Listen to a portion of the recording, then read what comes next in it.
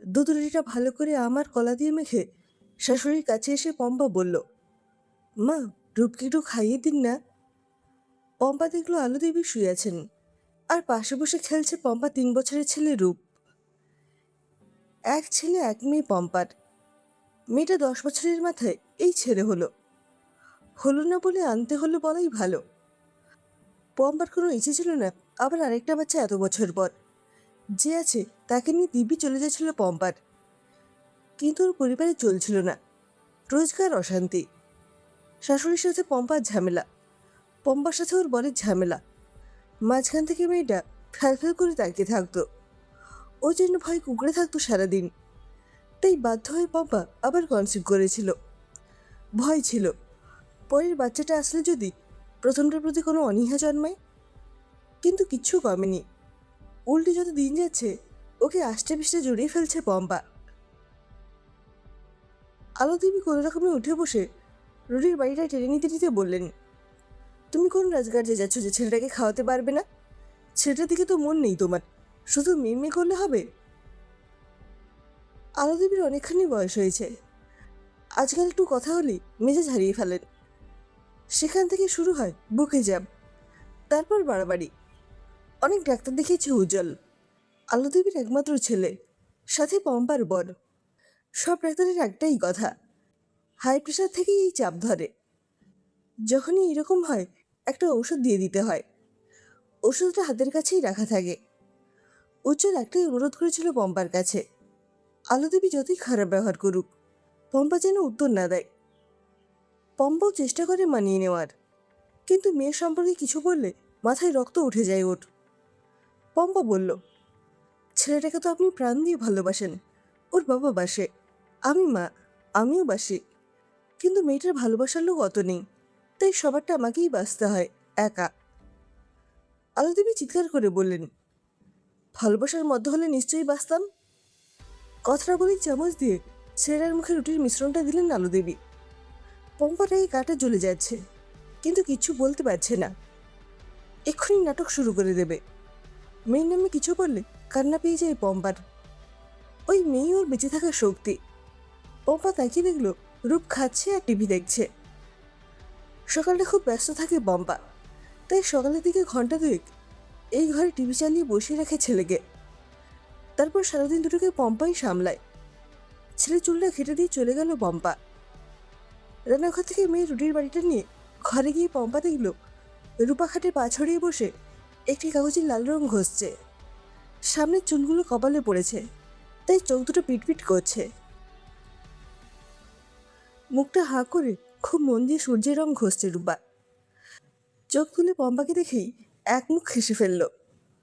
পম্পার সাথে যতবার চোখাচোখি হয় এইরকম একটা প্রাণ খোলা হাসি হাসে, আর এই হাসিতেই মনটা ভালো হয়ে যায় পম্পার। পম্পা বলল, চলে এসো মাটিতে, খাইয়ে দিই। রূপা খাট ধরে আস্তে আস্তে নেমে চেয়ারটা টেনে আনলো। তারপর পম্পা শাড়ি ধরে বসতে বলল। ও জানে পম্পা হাঁটুর ব্যথার জন্য মাটিতে বসতে পারে না। পম্পা বাড়িটা রেখে মেয়ের গলায় কাপড়টা বেঁধে দিল। চামচে করে করে দুধ রুটি মেখে মেয়েটার মুখে ঢুকিয়ে দিল পম্পা। দুলে দুলে খাচ্ছে রূপা, আর মায়ের মুখের দিকে তাকিয়ে আছে। এই সময় পম্পা ওকে একটা গল্প বলে, রোজই একই গল্প, রাজকুমারী আর রাজকুমারীর গল্প। সেখানে রাজকুমারী একটা ঘরে বন্ধ থাকে, আর রাজকুমারী এসে ওকে বাঁচিয়ে নিয়ে যায়। গল্পটা শুনে আর নিজের মনে হাসতে হাসতে হাততালি দেয় রূপা। কিন্তু যখন পম্পা বলে রাজকুমারী কি করে থাকবে মাকে ছাড়া, তখন রূপা আবার কেঁদে দেয়। তখন পম্পারও কান্না পায়। সত্যি ওকে ছাড়া থাকা পম্পার পক্ষে সম্ভব না। এই একই গল্প বলে রূপকেও খাওয়ানোর চেষ্টা করেছিল পম্পা, কিন্তু টিভি টিভি করে এমন চিৎকার জুড়েছে বাধ্য হয়ে টিভিটা চালাতেই হয়েছিল পম্পাকে। এটাই স্বাভাবিক, বরং রূপার এই এক গল্প শোনাটাই অস্বাভাবিক। সত্যি তো, 10 বছরের একটা মেয়ে কত বড় হয়ে যায়, কত বুদ্ধি রাখে মাথায়। কিন্তু রূপা, এক দুষ্ট মেয়ের দিকে তাকিয়ে থাকে পম্পা। যে দেখে সেই বলে কি সুন্দর দেখতে। সত্যি রূপাকে দেখতে একদম আলোদেবীর মতো। ওরকম সুন্দর সাদা গায়ের রং, এক মাথা টানা লম্বা ঝুল। পম্পা সেটা নিজের মনের মতো বেঁধে দেয়, তাতে আবার বসিয়ে দেয় লাল নীল হলুদ রং বেরঙের ফুলের কাটা। চুলটা বেঁধে দিলে আবার কি সুন্দর হাততালি দেয়। মনটা আনন্দে ভরে ওঠে পম্পার। ঠিক যেন ছোটবেলার পুতুল। তাকে সাজাতো, খাওয়াতো, ঘুম পাড়াতো, যা ইচ্ছে করতো করে নিত। কোনো প্রতিবাদ নেই, কান্না নেই। একদিন সেই পুতুল ছিঁড়ে ভেঙে কোথায় হারিয়ে গিয়েছিল। ওরও কি তাই হবে? ভেবেই আতঙ্কে বুকটা কেঁপে উঠল পম্পার। তাড়াতাড়ি জড়িয়ে ধরল মেয়েকে। রূপাও মাকে জড়িয়ে ধরল। ওই করো, সারাদিন পাগল মেয়েটাকে নিয়ে আদিক্ষেতা। কখন থেকে ডাকছি। কথাগুলো শুনে পম্পা তাকিয়ে দেখল সামনে দাঁড়িয়েছে আলু দেবী, আর ওনার হাতে রূপ। পম্পা নিরুত্তাপ গলায় বলল, খাওয়া হয়ে গেছে বাবা? রূপ মাথা নাড়িয়ে ছুটে এলো খাটের উপরে ছড়ে থাকা দিদির রং পেন্সিলের দিকে। ওর সাথে রূপার কোনো টান জন্মায়নি। যখন রূপ ছোট তখন রূপা যেত ভাইকে আদর করতে, কিন্তু আলু দেবী কিছুতেই ঘেঁচতে দিতেন না, একরকম তাড়িয়েই দিতেন। খুব অস্বাভাবিক। তার রক্তমাংস যখন আছে, অপমানটা ভালোই বোঝে রূপা। ও আলু দেবীর ঘরের দিকে যায় না, আর রূপের সাথে কথাও বলে না। উজ্জ্বল ডাকতে যায়, আর ওর অবাধ বিচরণ শুধু পম্পার কাছেই। কখন থেকে ডাকছি, ছেলেটাকে খেতে দিলে সামনে জলটা দিতে হয় জানো না? ঘর থেকে ডেকে ডেকে শেষ অবধি উঠে এসে জল খাওয়ালাম। রেগে গজরাচ্ছেন আলু দেবী। পম্পা বলল, জল খাইয়েছেন তো, আবারও তো কথারই কি আছে? আলু দেবী আরও রেগে গিয়ে বললেন, মানে যদি গলায় আটকে কিছু হতো, ওই মেয়েটার জন্য নিজের সুস্থ বাচ্চাটাকে মেরে ফেলবে? বয়স বলে গলার জোরে কোনো কমতি নেই আলু দেবীর। এত চিৎকারে আবার কুগড়ে গেছে রূপা। মেয়েটাকে দেখে আর নিজেকে সামলাতে পারল না পম্পা। গলাটা আস্তে করে বলল, আপনি নিজের ঘরে যান। কে বাঁচবে কে মরবে আমি বুঝে নেব। আর সামলাতে পারলেন আলু দেবী। চিৎকার করে বললেন, একদম চুপ করে থাকো। ওই রাক্ষসীটার জন্য যদি আমার দাদু ভাইয়ের কিছু হয়। কথাটা শেষ করার আগেই পম্পা বলল, আমি এই রাক্ষসীকে নিয়ে এক্ষুনি বেরিয়ে যাব বাড়ি থেকে। আমার মেয়ের যেখানে সম্মান নেই সেখানে আমিও নেই। বলে রূপাকে টেনে ঘর থেকে বের হতে গেল পম্পা। সাথে সাথে বুক ধরে বসে পড়লেন আলু দেবী। এই সময় ওনার মুখের কষ্ট দেখলে বেশ বোঝা যায় উনি নাটক করছেন না। পম্পা ভয় পেয়ে জড়িয়ে ধরে এনে সোফায় বসালো। ছেলেকে ডেকে পাশে দাঁড় করিয়ে বুকটা জোরে জোরে ঘষে দিল। এইগুলোই এই রোগের উপশম। মাথার উপরের ফ্যানটা খুব আস্তে ঘুরছে, বাড়াতে হবে, কিন্তু পম্পার যাওয়ার উপায় নেই। আলুদেবী পুরো পম্পার গায়ে হেলান দিয়ে আছে। ওষুধটাও দিতে হবে।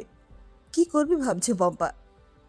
রূপাকেও দেখতে পাচ্ছে না, ডাকতেও ভয় পাচ্ছে, কারণ ওর নামে আলুদেবী আরও রেগে যান। ছেলেকে যে রেখে যাবে সম্ভব না। ওর ছোট শরীর আলুদেবীর ভার রাখতে পারবে না। খুব অসহায় লাগছে এবার। পিঠে আর বুকে হাত বুলিয়ে যাচ্ছে পম্পা। চায় না ও এসব পরিস্থিতি তৈরি হোক, কিন্তু মাথা ঠিক থাকে না যখন রূপার নামে কেউ কিছু বলে। পম্পা মাথা নিচু করে বলল, একটু ঠিক লাগছে মা এখন? একটু সোজা হয়ে বসুন, আমি ওষুধটা নিয়ে আসি। বলতেই দেখল পম্পা পা ছড়িয়ে ছড়িয়ে হেলে দুলে হেঁটে আসছে রূপা। এক হাতে এক গ্লাস জল, অন্য হাতে ওই ওষুধটা। অ্যাকোয়াগার্ড থেকে জল ভরে আনতে কষ্ট হয়েছে ওর, বোঝা যাচ্ছে। চোখ মুখ লাল হয়ে গেছে, ভয় আতঙ্কে মুখ দিয়ে লালা ঝরছে। এই পম্পার পাগল মেয়ে।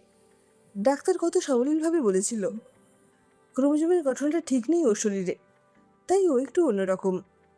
কথা বলতে পারে না, কিন্তু মুখ দিয়ে আওয়াজ করে, আর ইশারায় সব বুঝিয়ে দেয়। হাঁটাচলা, খাওয়া, সত্যিই সব অন্যরকম। ওকে দেখে প্রাণ ফিরে পেল পম্পা। এনেছিস মা, এনেছিস? তুই জানতিস ঠামির ওষুধ কোথায় থাকে? পম্পা উত্তেজিত হয়ে বলল। আবার সেই একমুখ হাসি রূপার মুখে।